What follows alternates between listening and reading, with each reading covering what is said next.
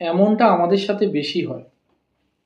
আমাদের মঙ্গল একটা ভীষণ ভালো একটা প্ল্যানেট, কিন্তু যদি খারাপ হয়ে যায়, মঙ্গল আমাদের এনার্জি, আমাদের উদ্যম, আমাদের লেগে থাকা যে কোনো নেগেটিভ এনার্জি, যে কোনো শরীরকে শক্তিশালী রেখে আমাদের কাজে উৎসাহ যোগানো থেকে শুরু করে আমাদের পুরো উদ্যমটাই দেয় হচ্ছে মঙ্গল।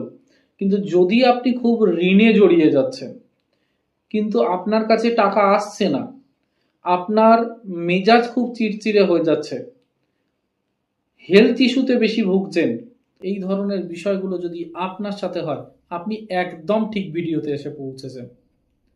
প্রচন্ড মাথা গরম হয়ে যাচ্ছে, ঝগড়া অশান্তি লেগে যাচ্ছে, নিজের টাকা ফেরত পাচ্ছেন না, হাতে টাকা আসছে না, তাহলে বুঝে যেতে হবে কোথাও মঙ্গল কিন্তু আপনার জীবনে যদি জন্মছকে ডিস্টার্ব করে, তাহলে কিন্তু এই সিমটমগুলো একসঙ্গে কিন্তু দেখা দিতে পারে।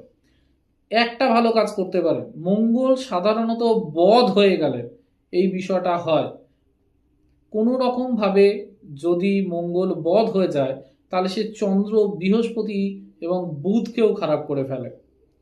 তাই এর জন্য সব থেকে বেস্ট উপায় হচ্ছে যে কোনো হনুমান মন্দির, যদি হনুমান মন্দির না হয় সামনে থাকা যে কোনো মন্দিরে প্রতিদিন যান, প্রতিদিন যাওয়াটা অভ্যাস করুন। আপনার এই ধৈর্য, এই প্রতিদিন মন্দিরে যান এবং প্রতিদিন অল্প করে 100 গ্রাম করে একটু সাদা মুরকি, যে খই হয় সে খই দিয়ে যে সাদা মিষ্টি যে মুরকি বানানো হয়, সাদা মুরকি একটু দিয়ে মন্দিরে একটু রেখে আসুন বা পুজোতে দিয়ে দিন, দিয়ে প্রণাম করে আসুন। আপনি আপনার জীবনে এই বিষয়টা 43 দিন করে দেখুন, প্রচুর ভালো রেজাল্ট পাবেন। আর যদি টানা 6 মাস করতে থাকেন, তাহলে রেজাল্ট আপনারাই বুঝতে পারবেন। আমার এখানে এসে কমেন্ট করে জানাবেন, ফল হতে 100% বাধ্য। সকলে ভালো থাকুন, ঈশ্বরের আশীর্বাদ সবার সহবর্তী হোক, সকলের মঙ্গল হোক, শান্তি থাকুন। রাধে রাধে।